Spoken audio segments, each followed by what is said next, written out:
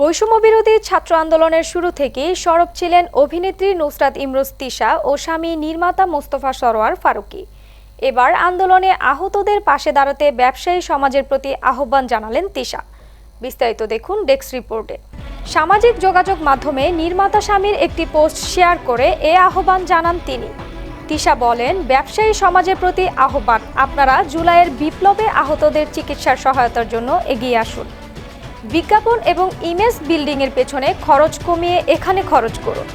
বাংলাদেশের মানুষের মনের গভীরে জায়গা হবে, যা আপনাদের হাজারো মার্কেটিং স্ট্র্যাটেজি আপনাদেরকে দিতে পারবে না। সবশেষে তিনি বলেন, সরকার সংশ্লিষ্টরা এটা নিয়ে একটু উদ্যোগী হন। যাদের ত্যাগে এই স্বাধীনতা, তাদের সেবা আমাদের জরুরি কর্তব্য।